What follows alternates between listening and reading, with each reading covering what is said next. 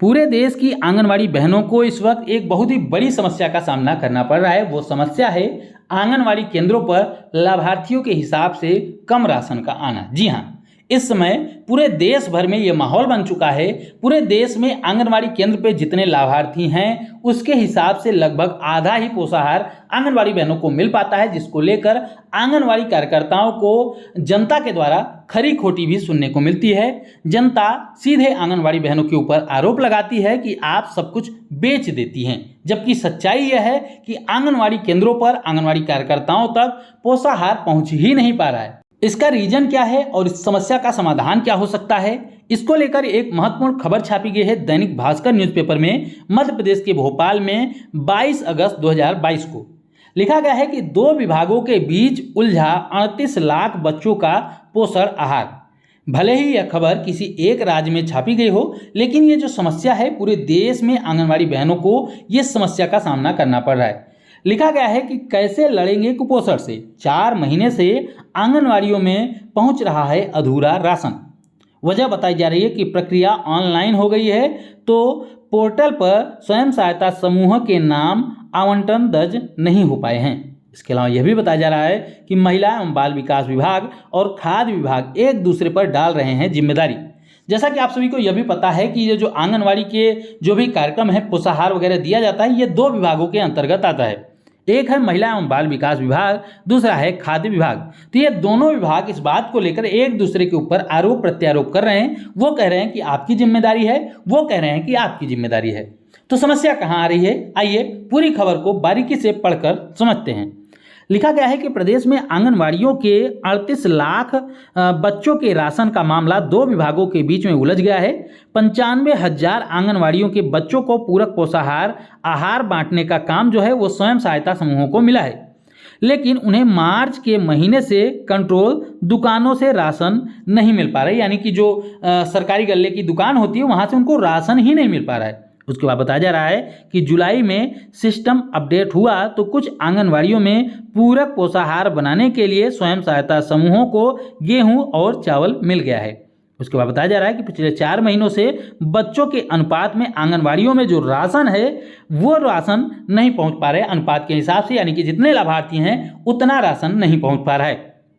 महिला एवं बाल विकास विभाग के अपर मुख्य सचिव अशोक शाह के मुताबिक खाद्य विभाग ही बता पाएगा कि राशन क्यों नहीं पहुंच रहा है। वहीं पर खाद्य विभाग के अफसरों का कहना है कि हमें आवंटन मिलेगा तब तो बांटेंगे, यानी कि एक दूसरे के ऊपर आरोप प्रत्यारोप किया जा रहा है।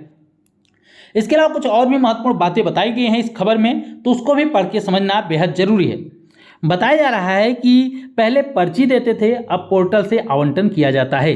दिक्कत इसीलिए हो रही है। बताया जा रहा है कि मार्च 2022 से पहले खाद्य आवंटन के लिए जिलों और ब्लॉकों में महिला एवं बाल विकास विभाग के द्वारा बच्चों की संख्या के हिसाब से पर्ची तैयार करके स्वयं सहायता समूहों को दी जाती थी। इसके अनुसार गेहूं और चावल राशन की दुकान से मिल जाता था, लेकिन नई व्यवस्था में यह आवंटन पोर्टल के माध्यम से यानी कि ऑनलाइन कर दिया गया है। लेकिन तकनीकी कारणों से पोर्टल में स्वयं सहायता समूहों के नाम आवंटन दर्ज ही नहीं हो पाया है, लिहाजा उन्हें कंट्रोल की दुकान से यानी कि जो सरकारी गल्ले की दुकान है वहां से उनको लौटा दिया जाता है। इस मामले की शिकायत मुख्यमंत्री तक जब पहुंची तो संचालन खाद्य दीपक सक्सेना का कहना है कि उन्हें ऑनलाइन खाद्यान्न नहीं मिल पा रहा है, उन्हें ऑफलाइन दे रहे हैं। जो दिक्कतें हैं उसे जल्द दूर किया जाए।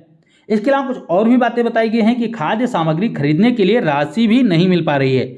यानी कि आंगनवाड़ियों में 3 से 6 वर्ष के बच्चों के लिए नाश्ता और भोजन तैयार करने के लिए गेहूं और चावल सार्वजनिक उपभोक्ता भंडार की दुकानों से दिया जाता है।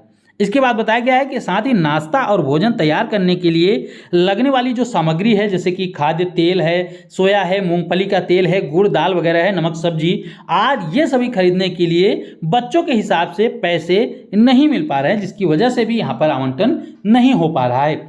तो आप लोग यहाँ पर समझ पाए होंगे कि किस प्रकार से 2 विभागों के मध्य में आंगनवाड़ी केंद्रों के जो लाभार्थी हैं उनको राशन नहीं मिल पा रहा है, पोषाहार नहीं मिल पा रहा है। इसमें आंगनवाड़ी बहनों को क्या दिक्कतें हो रही हैं हमने आपको पहले भी बता दिया, फिर से बता दे रहे हैं कि आंगनवाड़ी बहनों को हालांकि ऐसे तो कोई भी दिक्कत नहीं है, लेकिन जब पोषाहार बांटा जाता है तो आंगनवाड़ी बहनों के ऊपर सवाल खड़े होते हैं, क्योंकि आंगनवाड़ी केंद्रों के माध्यम से, आंगनवाड़ी बहनों के माध्यम से ही यह पोषाहार बांटा जाता है, तो पूरी जिम्मेदारी आंगनवाड़ी बहनों की हो जाती है।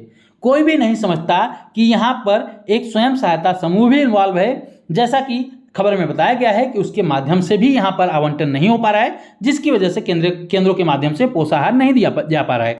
क्योंकि जमीनी स्तर पर आंगनवाड़ी बहनों को ही यह पोषाहार बांटना पड़ता है, तो सुनना भी आंगनवाड़ी बहनों को ही पड़ता है। इसलिए विभाग से और सरकारों से निवेदन है कि यहाँ पर जो भी समस्याएं आ रही है उसको सुलझाया जाए। जिसकी भी दिक्कतें आ रही हैं, जहाँ से भी दिक्कत हो पा रही है या फिर ऑनलाइन की वजह से अगर दिक्कत हो रही है तो उसमें भी सुधार किया जाए और ये जो समस्या है उसको जल्द से जल्द दूर किया जाए। आपके आंगनवाड़ी केंद्र पर कितने लाभार्थी रजिस्टर्ड हैं और आपको कितने लाभार्थियों का राशन दिया गया है यानी कि पोषाहार दिया गया है, आप कमेंट में जरूर बताइएगा। और हमारे द्वारा दी गई जानकारी अगर आपको अच्छी लगी हो, काम की रही हो, तो वीडियो को लाइक करें, शेयर करें और आगे भी आंगनवाड़ी से जुड़ी हुई ऐसी ही महत्वपूर्ण खबरों को पाने के लिए चैनल को जरूर सब्सक्राइब करें।